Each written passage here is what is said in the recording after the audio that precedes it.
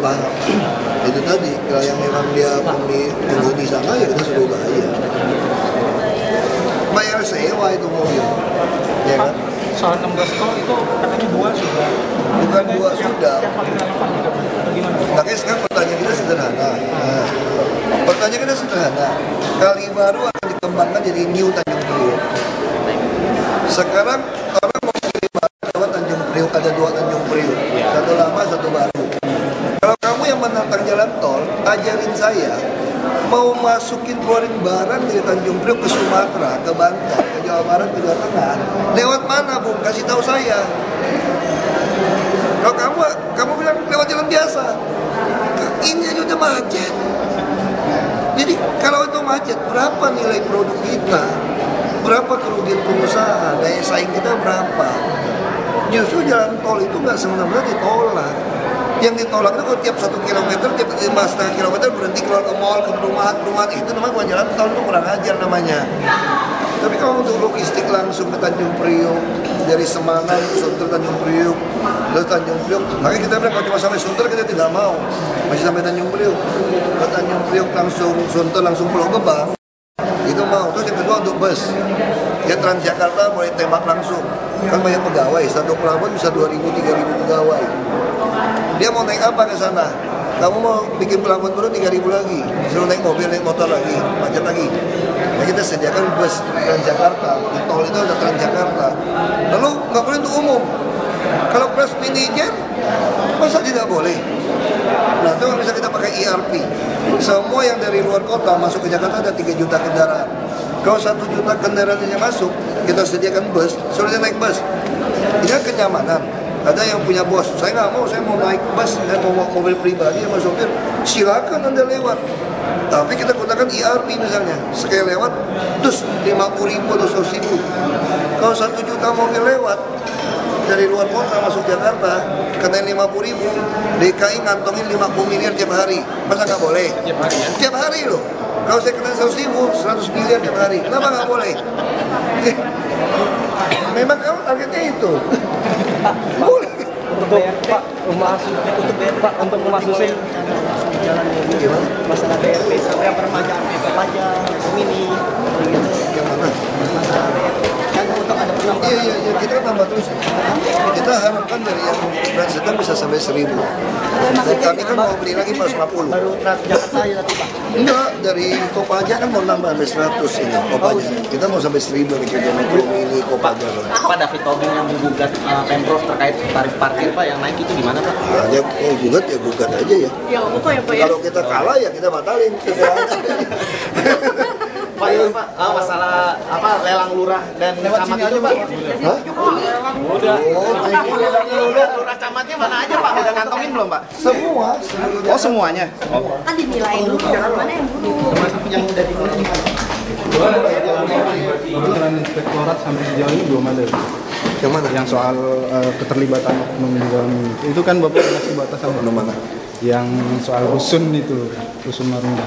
Kan waktu itu Bapak menyampaikan inspektorat. Oke, sekarang kalau dari data-data dari pengamat segala macam itu 50% itu semua tidak sesuai dengan peruntukan. Nah sekarang kita mulai bersihkan pelan-pelan. Masa mau tangkap orang udah pensiun segala macam. Enggak, maksudnya yang Dari sampai kepala seksi kalau dia main kita mau ganti. Ini kita lagi curiga satu kepala seksi lagi main. gimana? Di rusun juga, dia juga main. Dia dapat laporan masyarakat 15 juta sampai 25 juta. Dia narik. Iya, dia narik. Makanya ada 100 unit, dia katakan sudah penuh. Karena itu yang dijual. Kemudian nggak mau kasih, saya datang, nggak mau buka, saya suruh buka. Tapi PNS yang bawa-bawa kan baik-baik semua. Kalau Nah ini gunanya lelang jabatan, sehingga PNS yang bawa ini akan berani melawan.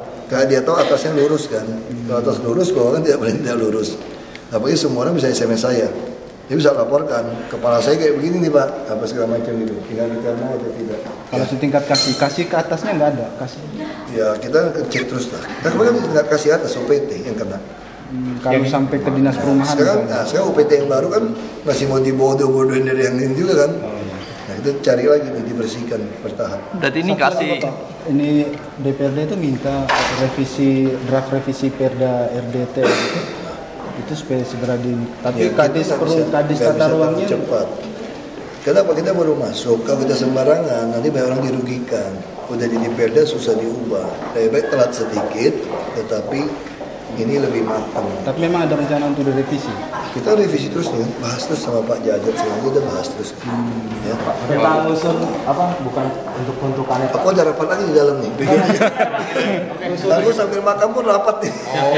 Sambil makan pun rapat. Ada penugasan nih soal ini krisis air di Jakarta. Apakah ketua dalam RTJRD untuk Krisis air. Iya, Jakarta kan tergantung. Salah satu waduk Pluit.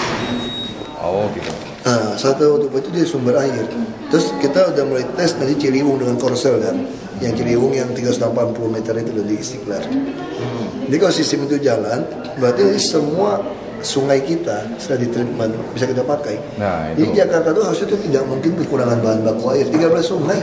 Waduk Persoalannya Ragusa, sekarang masih tergantung soalnya kan sama, limbah kan. sama Citarum sama Tangerang. Karena limbah buang ke situ. Nah, sekarang kita mesti olah.